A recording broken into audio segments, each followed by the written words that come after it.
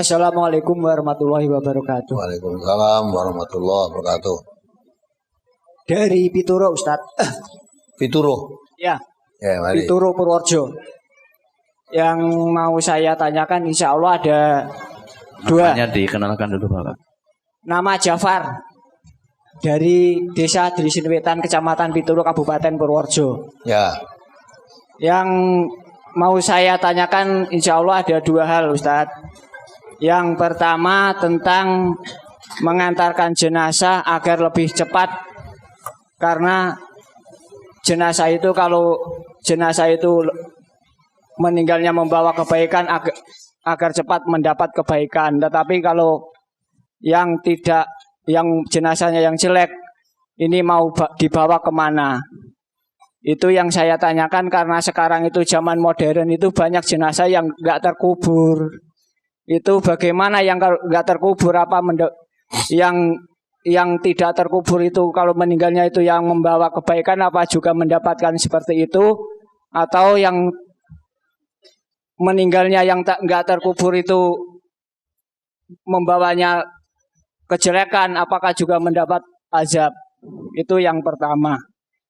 Yang kedua tadi tentang beda pemahaman. Saya teringat saat ditanya oleh pemirsa radio atau TV. Saya itu ditanya oleh seseorang tidak bisa menjawab, tapi justru malah dalam hati saya juga timbul pertanyaan.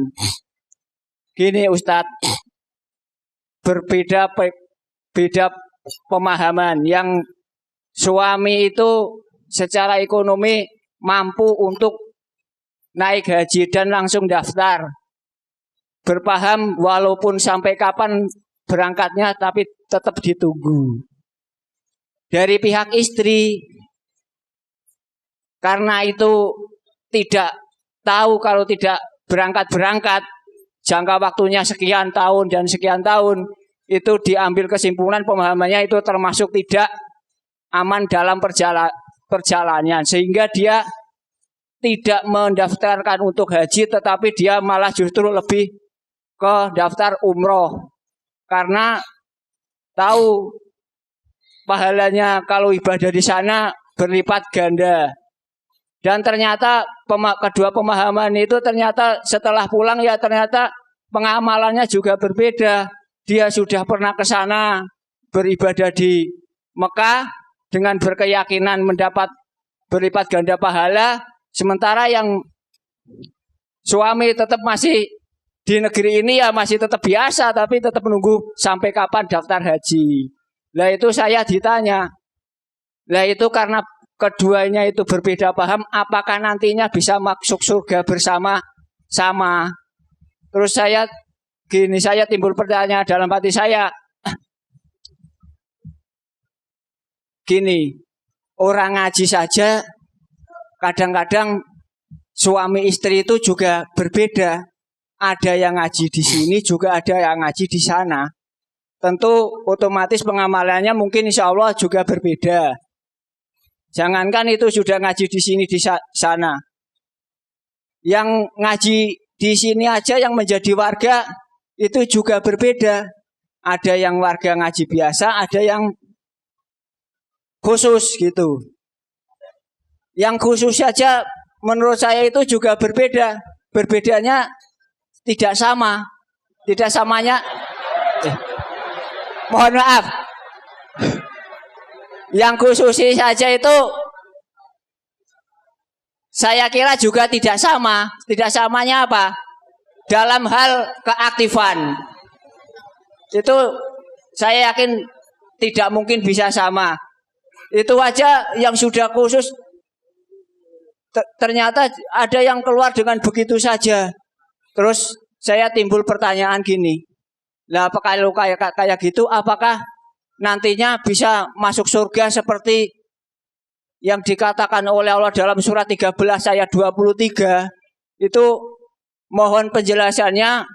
Ayat itu apakah masuk surga itu apa pemahamannya harus sama dan amalnya harus sama? Mohon penjelasannya.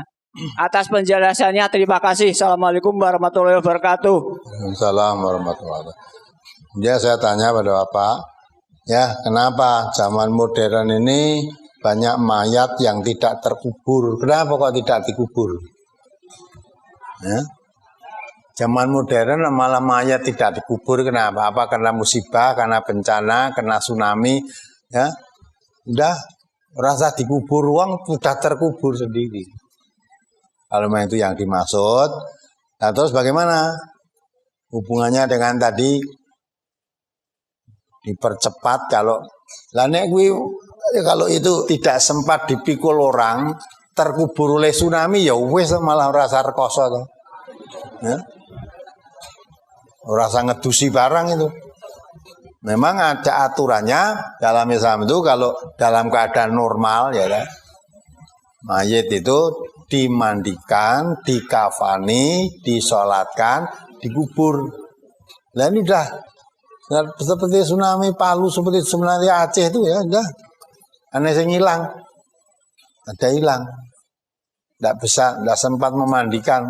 Ngerti wis bosok ketemu berada. Sudah kalau Rabu itu sudah. Namanya dalam keadaan yang darurat, terpaksa. Dah itu urusan Allah. Bukan urusan orang amalnya jelek atau amalnya baik, semuanya itu terkubur semua. Nah, terus hitungannya nanti bagaimana? Allah akan menghitung. Ya. Faman ya'mal misqala dzarratin ya faman ya'mal misqala dzarratin khairan yarah wa may ya'mal misqala dzarratin syarran yarah. Dah masing-masing akan amalnya yang banyak kebaikan ya dia akan kehidupan yang bahagia, kalau amalnya banyak kejahatan ya sengsara. Ya. Semuanya amal.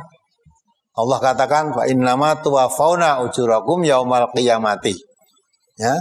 Semua nanti akan diberi balasan yang sempurna sesuai dengan amal yang dilakukan. Waman zuhziha 'anil nar wa udkhilal jannata faqad faz. Wa mal hayatud dunya illa mata'ul ghurur. Ya, kalau kena tsunami yang amalnya baik ya nanti masuk surga, amalnya jelek ya masuk neraka. Bagi yang ngubur bawa cepat kendaraan itu rasa dihitung reneng. Jangan daftar sendiri kok ya. Mah terkubur sendiri. Jadi yang begitu itu lain. Laki-laki kendaraan sekarang kalau dulu cuma dibawa orang, mulai mau sing jalan kaki suruh bebas di kanan kiri kendaraan boleh.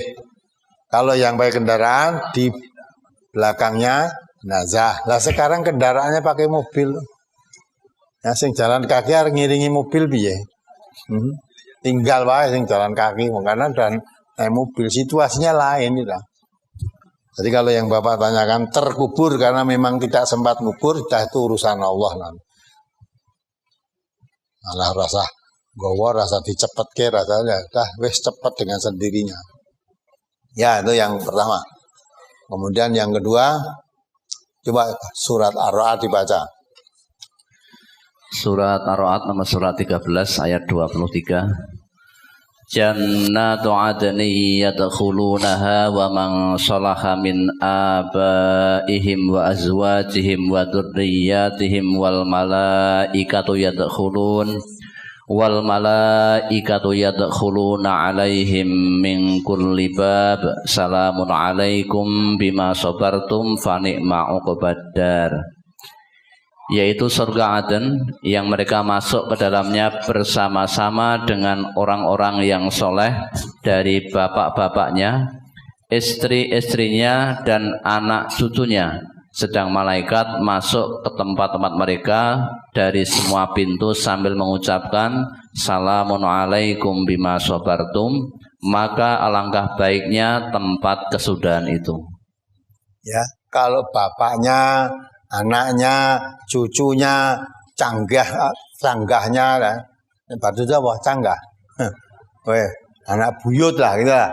Kalau semua menjadi orang-orang yang beriman, beramal soleh, besok kumpulkan oleh Allah di surga semua. Walaupun mungkin selama hidupnya di dunia, cucunya belum pernah lihat mbahnya. Mbahnya belum pernah lihat cucunya. Karena ketika mbahnya mati, cucunya belum lahir. Tapi mbahnya orang yang beriman, anaknya, cucunya juga beriman, masuk surga semua kumpul di sana dipertemukan oleh Allah. Adapun perbedaan-perbedaan paham tadi ya, Bapak ya. Kalau sama-sama ngaji ada perbedaan paham, tidak hanya sama-sama ngaji, ya, ada jalan keluar. Ojo nek aku ngene aja. Namanya berselisih paham, kata Allah, fa in tanaza'tum fi syai'in apa? Farudduhu ilallah wa rasul. Kalau kembalikan, kalau memang terjadi perbedaan pemahaman, kembali pada Allah dan Rasul. Ya, tadi istrinya harapkan haji jalannya uraman. Nah, kok ngerti deh jalannya uraman? Atau mungkin karena nunggu suwe. Ya aku urip nek ora urip. Nah, ya. Yang kedua, suaminya ya walaupun saya sudah daftar haji juga umroh. Jangan kembali. Rukun Islam itu yang wajib haji apa umroh? Haji kan. Syahadat, sholat, puasa, zakat, haji. Jadi yang haji itu wajib. Nah kalau orang-orang ibadah haji pasti melakukan ibadah umroh. Tapi kalau sudah umroh belum tentu haji, maka sekalipun sudah umroh, hajinya tidak hilang kewajibannya, masih wajib haji, ya, masih wajib haji. Nah, maka itulah mungkin bapaknya tadi daftar haji aja. Lah perkara nanti ngenteni lama, wis kebacut daftar haji, waktunya mangkat mati, ya, dapat ganjaran nggak dia? Dapat. Niatnya sudah haji yang wis daftar wis bayar barang. Nah, niatnya haji untuk ganjaran itu. Apa ganjaran haji? Wong belum haji itu kok. Tapi niatnya sudah haji. Ya tak? Ada peristiwa, mungkin Bapak masih ingat juga ya. Ada orang membunuh 100 orang. Ketika baru membunuh 99 orang, bingung dia. Dosaku sepiro. Walaupun fitrah manusia itu kan ya ada, walaupun urung Islam, ya kadang-kala ada kepercayaan terbentik. Saya sudah membunuh lah. Akhirnya ketemu orang. Cerita, saya sudah membunuh 100 orang, 99 orang. Tapi hati saya tidak tenang. Bagaimana supaya saya tenang? Apa taubat saya bisa diterima? Ya, kebetulan orang yang pertama ketemu tadi mengatakan, wah lawang mati bunuh 1 orang aja dosa besar, apalagi 99 orang. Wah sudah diapura kowe. Orang yang ditanya dibuabat sisan mati. Tegasnya wong sisan-sisan gitu loh. Sisan-sisan. Nah, aku ya padha ora diapura pateni genep 100. Apa dia sudah tenang? Tidak. Masih bingung. Akhirnya ketemu orang alim, paham tentang agama, tanya, bagaimana? Saya sudah membunuh 100 orang. Apa bisa taubat saya diterima? Nah, nanti bisa. Ya. Wala tayasu marrahilah. Jangan putus asa dari moto. Innallaha yaghfiru dzunuba jami'an. Allah mengampuni semua dosa-dosamu dengan catatan kalau kamu bertobat betul. Maka oleh orang alim tadi suruh kamu pindah dari tempatmu itu ke tempat sana, masuk satu dusun sana. Kamu bertobat di sana, ketemu orang-orang baik di sana. Nah kamu hidupnya di lembah hitam, ya, penghuninya setan-setan semua. Bagaimana kamu bisa jadi baik? Kamu pindah di satu tempat. Maka Nabi kita juga mengatakan al-jar qabla dar. Memilih lingkungan itu lebih diutamakan daripada memilih tempat tinggal. Sana saya punya tempat tinggal baik, tapi lingkungannya sangat jelek, ya, di lembah hitam. Maka kamu pindah. Kamu pindah sana, mohon ampun pada Allah, ngaji agama di sana, tanya dan banyak ulama yang bisa menjelaskan itu. Nah, akhirnya dia ikhlas berangkat untuk pindah suatu tempat yang ditunjukkan tadi. Di tengah jalan mati dia. Mati, belum sampai di tempat mati. Ya. Nah, sampai diterangkan dalam riwayat itu malaikat pencatat kebaikan dan mencatat kejelekan bertengkar itu. Bertengkar. apa ya neng malaikat bertengkar gitu. Nah, itu maksudnya menggambarkan supaya mudah dipaham. Akhirnya dua malaikat itu masing-masing beralasan. Ya. Coba sekarang diukur jarak dia dari rumah ke tempat yang mati dan jarak dari tempat mati tadi ke tempat yang dituju jauh mana? Nah, setelah diukur ternyata lebih dekat ke tempat mati tadi daripada pulang ke rumah. Maka ini berarti orang ini sudah berbuat kebaikan, dicatat suatu kebaikan. Ya. Nah, maksudnya kok iso diukur bagaimana? Ketakwaan, keimanannya. Dia pergi itu betul-betul mau tobat, ya, memperbaiki diri, apa perginya putus asa atau karena sebab lain. Nah, maka ternyata perginya memang bertobat betul, mau memperbaiki diri, dah perjalanan lainnya, matinya adalah memperbaiki diri, mati di jalan Allah. Nah, termasuk Islam. Ya, maka kalau haji tadi ya begitu, kalau udah haji, wis daftar, wis semua persyaratan dilengkapi, kari mangkat, mati, sudah dapat pahala.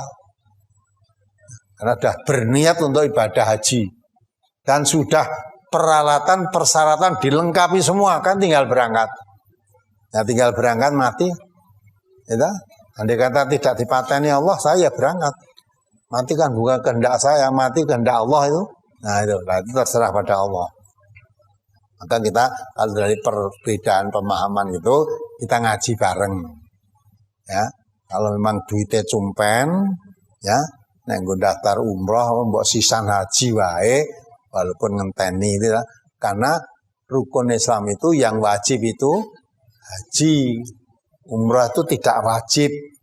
Ya, tapi kalau haji itu wajib dan otomatis kalau orang ibadah haji umrohnya mesti katut. Ya, haji mesti umroh. Nek umroh urung mesti haji. Sekalipun sudah umroh, kewajiban haji belum gugur.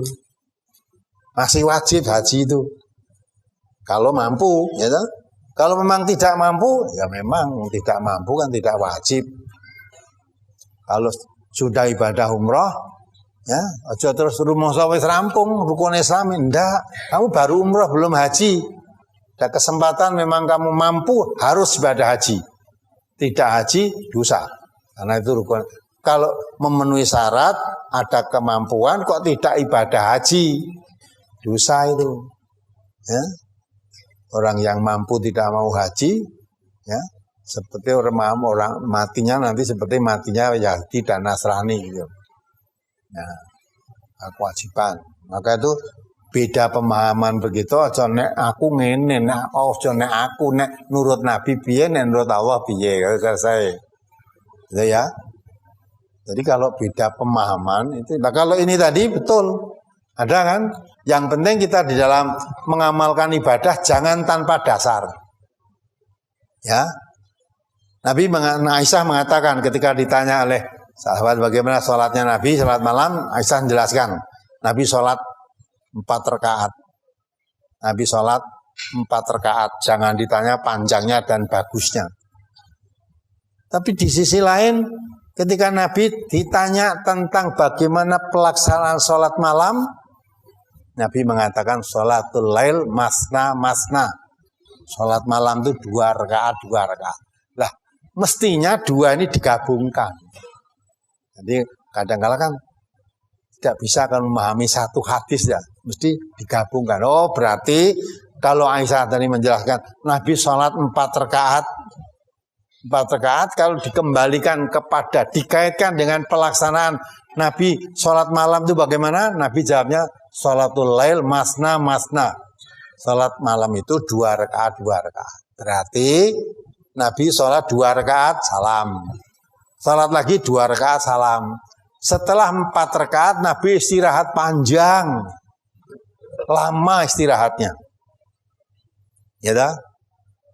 Nah, terus baru setelah lama, ya, sholat lagi 2 rakaat, salam, 2 rakaat, salam, istirahat lagi panjang, lama istirahatnya. Baru Nabi berdiri, salat witir 3 rakaat. Mau digabungkan begitu. Tapi kalau tetap memahami, oh ini Aisyah jelasnya Nabi sholatnya 4 rakaat. 4 rakaat. Jangan ditanya panjangnya dan baiknya kok gitu. Nah, kalau ini terus berdiri sendiri-sendiri, nah, bagaimana? Nabi mau cari papat. Setelah ditanya bagaimana sholat Nabi, sholat malam itu bagaimana? Nabi menjelaskan sholat malam itu 2-2. Kalau berdiri sendiri-sendiri ya tidak bisa gaduh itu. Namun demikian kalau tetap ada yang berpegang sholatnya 4-4-4 itu beda pendapat silahkan. Yang penting ada dasarnya, ada dalil. Yang satu tetap pegang pendapat 4-4. Yang satu dikaitkan dengan pertanyaan pada Nabi sholat malam itu 2-2. Oh berarti 4-nya betul. Tapi pelaksanaannya 2 salam terus istirahat panjang. Adapun yang memahami tetap 4 silahkan. Artinya pelaksanaanmu itu melakukan ibadah itu ada dasarnya. Dasarnya hadis Aisyah tadi. Nah, hanya tidak dikatakan apa karena memang ini belum tahu. Ya. Belum tahu ada dasar hadis yang menerangkan 2-2 ini. Atau bagaimana? Nah gitu. Nah, kalau kita tahu dari dua-duanya tahu ya kita gabungkan itu tadi. Nah, asal tidak sakar PDW ya, ada dalil itu nanti Allah yang akan menentukan. Gitu loh ya. Beda pemahaman itu wajar. Tapi kalau sesama umat Islam itu masih ya beda pemahaman itu bagaimana? Faruddu ila Allah wa Rasul, kembali pada Allah dan Rasul. Enggak, pasti ketemu kalau pada Allah dan Rasul mesti ketemu. Ya mudah-mudahan bisa dipahami. Ya umat Islam sampai sekarang kan banyak perbedaan-perbedaan paham, pendapat. Masalah tahlil apalagi zaman saya kecil nanti saiki ya.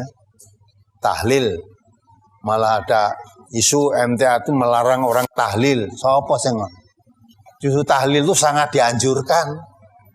Ya. Dianjurkan.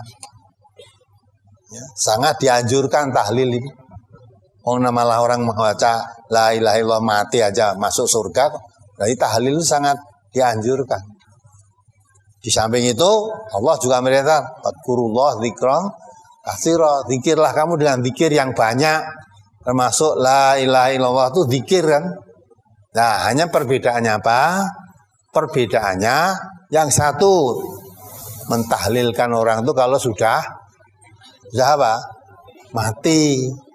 Nah, kalau di sini di MTA diajarkan mentahlilkan orang itu ketika akan mati. Seperti Nabi tadi mentahlilkan Abu Thalib. Ya, Abu Thalib sakaratul maut suruh baca. Ya paman, bacalah la ilaha illallah. Terus didesak oleh Nabi, la ilaha illallah, ditunggu. Ya.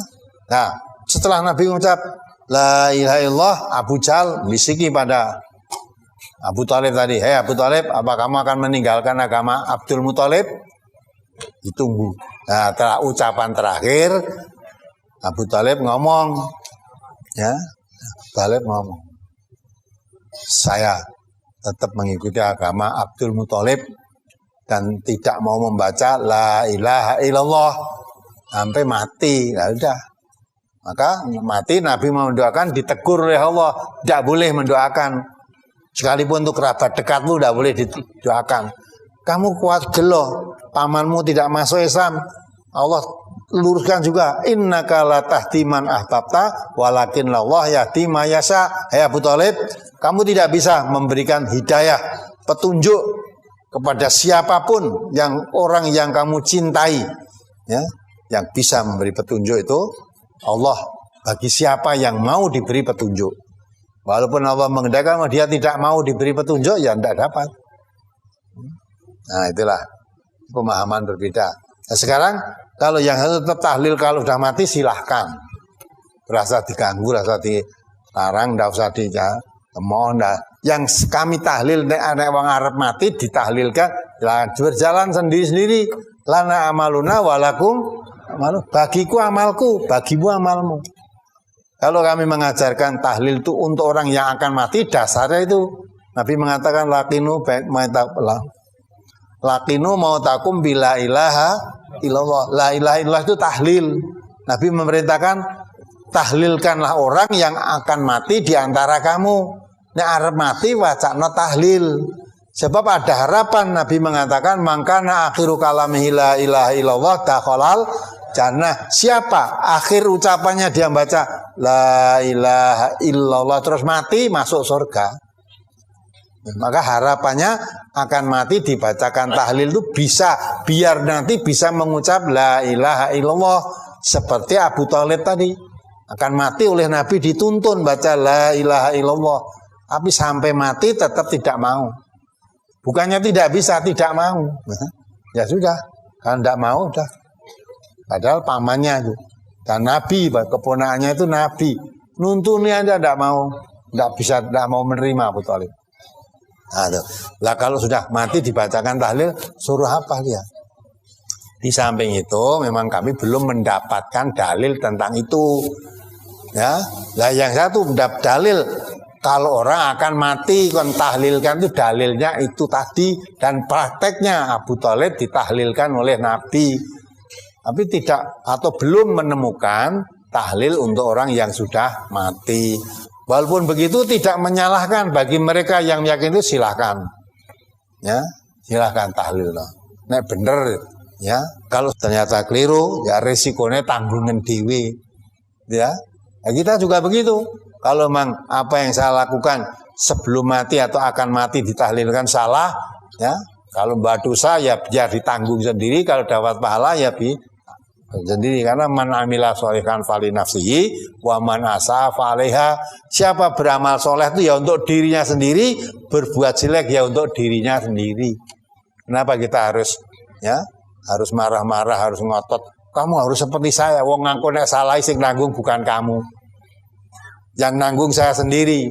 Kalau saya baik, yang beri pahala juga bukan kamu. Yang beri pahala Allah. Demikian juga kamu. Kalau kamu salah, yang mikul kamu. Wala taziru waziratun wizra ukhras. Orang lain tidak bisa mengikuti, memikul tanggung jawab dosamu, nggak bisa. Walaupun anakmu, cucumu, istrimu, suamimu, tidak bisa ikut memikul dosamu, nggak bisa. Kalau itu mendapat kebaikan, orang lain juga tidak dapat kebaikan dari kamu. Diambil sendiri. Kenapa kita harus ribut dengan amalan orang lain? Kenapa orang lain harus ribut dengan amalan kita? Malah ada kan di daerah yang sedang di demo itu. Alasannya apa? MTA jangan sampai berkembang di sini. Setelah ditanya kenapa? MTA ini ora gelem tahlilan nek wong mati. Ora gelem tahlilan nek wong mati. Iya nek wong mati ora tahlil. Nek wong arep sakaratul maut nek dikandani tahlil. Tahlil ke. Itu beda paham, tidak masalah.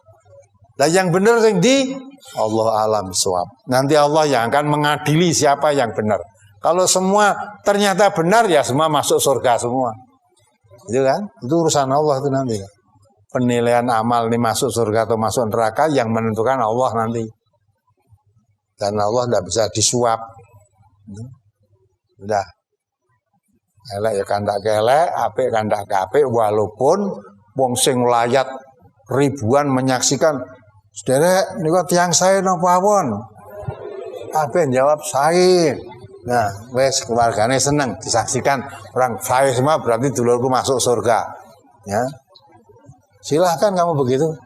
Kalau saya tidak yakin pernyataan orang kandak itu apik itu belum tentu, karena Allah tidak terpengaruh. Walaupun semua manusia mengatakan itu orang baik, Allah tidak terpengaruh. Ya, catatannya Allah jelek, walaupun kamu mengatakan baik, ya tetap jelek. Sebaliknya kalau Allah mengatakan ini baik, walaupun semua mengatakan orang jelek, tidak umum, tidak bermasyarakat, tapi Allah mencatat baik-baik. Ya, maka inna sholati wa nusuki wa mahyaya wa mamati lillah dah lillah. Kalau lillah itu tidak peduli mendengar penilaian manusia. Kamu menilai baik ya silahkan, menilai jelek silahkan. Tapi saya beramal itu mengharap mendapat penilaian dari Allah.